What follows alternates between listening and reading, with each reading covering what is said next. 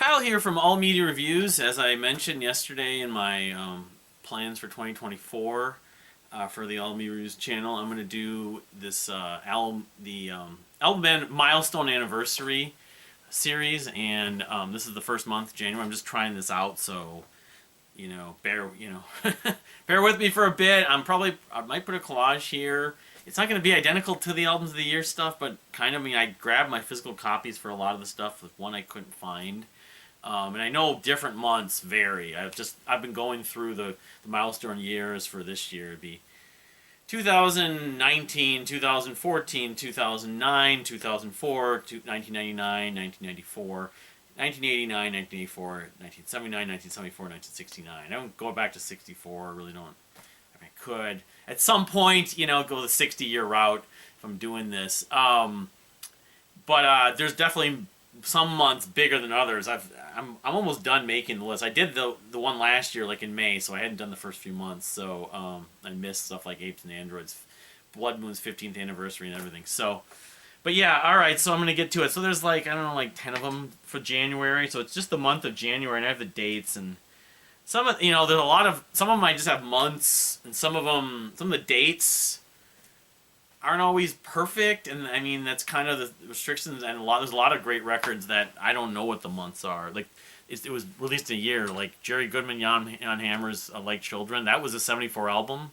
Its 50-year anniversary is this year, but I can't find anywhere on the internet that tells when it was released. Someday, hopefully, I can find that. So all right. Yeah, I gotta move this one down because I thought that was actually celebrating its anniversary on the 1st, on January 1st, but it turns out it wasn't. Yeah, okay. So, alright. So, yeah, I'll just have to start with the next one. I thought I had it here, and I don't. So here it is right here. Yep, okay. So January 9th, which is a week from next Tuesday or something like that.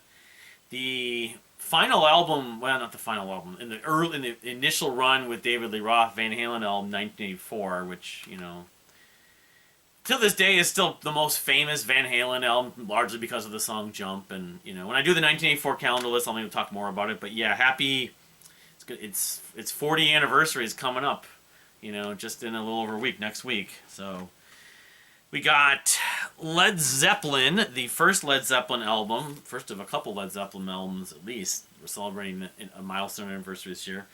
The debut album, released originally on January 12th, I believe, 1969. So this is the 55-year anniversary of the debut album from Led Zeppelin.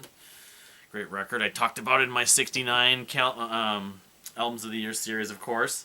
So then another one I thought was on the 1st, but I guess I was looking. Wikipedia has it on the 17th, so Rate Your Music has it on the 1st.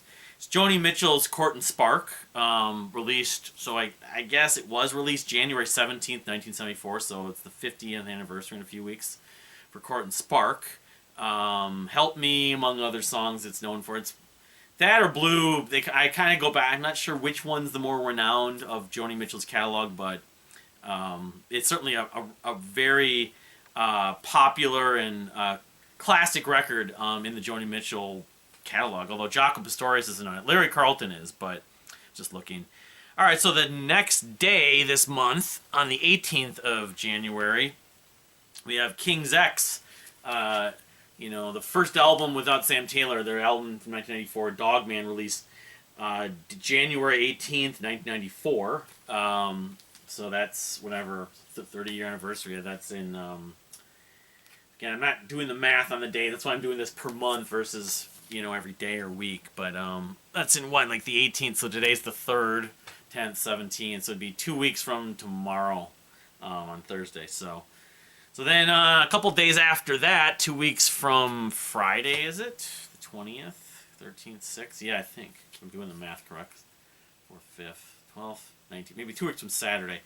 Because in 2009, Umphrey's McGee put out what I feel is their best record, even though they have a number of good records. Mantis, January 20th, 2009. I specifically remember when this came out, I went to go see them at First Avenue and I was still wavering about how I feel about them live, and I still have some reservations, but I had to see this because I had heard this record just within that last week, and it blew me away. I couldn't believe how good this record was. So, happy 15th anniversary to Umphrey McGee's Mantis. I remember in 2009, the Albums of the Year race, it was in there. A few other records, Pure Reason Revolutions, Amor Vincent Omnia, and there was one other record around that time, early in 2009. I kept on listening to, and it was at the top of my list.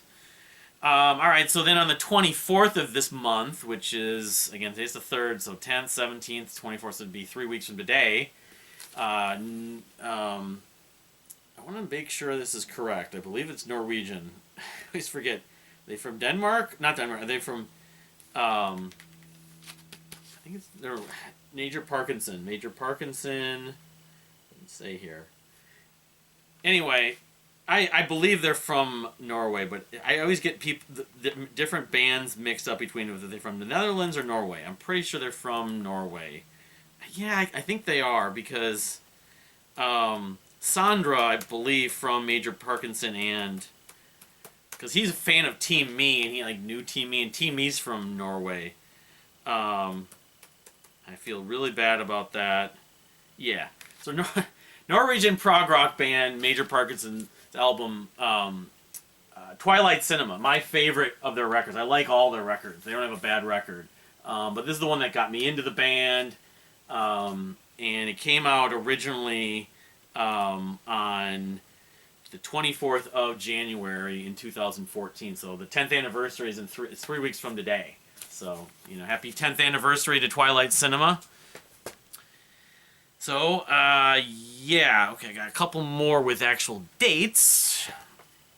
So, the great Weird Al, his second album, Weird Al Yankovic, in 3D, the super nostalgic, the second or third cassette tape I bought as a kid. This album in 3D was released originally on the 28th of January in 1984. Now, I don't think I got it right at that point. I got it sometime later. I remember a friend of my brother's was talking about the song Brady Bunch and everything like that, but, yeah, so it would be happy 40-year anniversary to Weird Al's second album, and to me it would be like a breakthrough. It has Eat It, which was a song that charted, got on the top 40, and the video was all over MTV. A number of other tracks on that album, especially videos. So that's the happy 40th anniversary to In 3D from Weird Al Yankovic.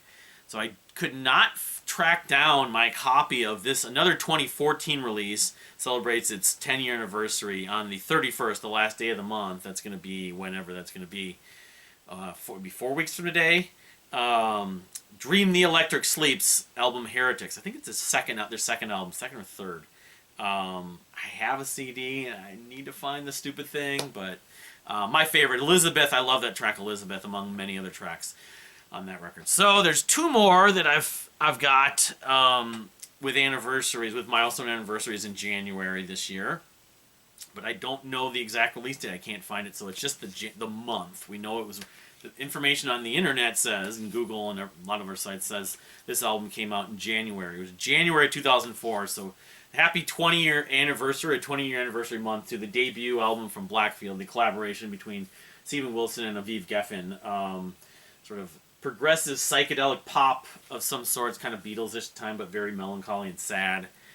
And this is their masterpiece to me. I love the record after it, but yeah, Blackfield, the first Blackfield. The weird thing about this record is I didn't know anything about it. Even though I was on the message boards and stuff, on the Mike Portnoy forum, I didn't know about it until, I want to say it was sometime in 2005. So when I did my 2005 albums, I stuck this on there at the end. That first year I really did it, even though this is a 2004 album. I know, though, that it didn't receive U.S. distribution until the next year. So in fairness, it was kind of it was a 2000. I think the American version came out in 2005. So, but happy 20-year anniversary to Blackfield, the first Blackfield album. And then the last one is a pretty obscure record, a band per se, although they've opened for King's X twice in the last year or two. I think last year at least, 2 different times on their touring. Was it last year? I think it was last year for the Three Sides of One, which the album came out in 22. Maybe it was 22 too. I don't remember, but they're from Tennessee, I think, somewhere in middle America. Sound and Shape, a band that I would love to love more of their music. I've listened to many of their records. I know Jordan Blum had actually reviewed one of their records before this, but this record, this is actually just an EP, but it's like 30 minutes. It's called The Love Electric, and I don't remember when I heard it, but it's listed as being released originally in January of 2009. So happy 10-year anniversary to Sound and Shape's 15-year anniversary rather. The Sound and Shape's excellent EP, The Love Electric. And anyone who's a prog fan, this is where I would go first. It's like 3 tracks, but they're all like 7 to 10 minutes, I think, if I remember correctly. I remember the sticker or something online, I think it was in maybe Alternative Press, talked about them. That's maybe where I heard about them, actually, that year. The 100 bands you need to know or something. There was like an ad for it. It says, recommended or for fans of Dredge, Muse, and I don't remember the other, there's a third band, but yeah, they're, I mean, I'd liken them to sort of like Ben Sinister, House of Fools. You know, it's kind of progressive, you know, bluesy, progressive pop rock.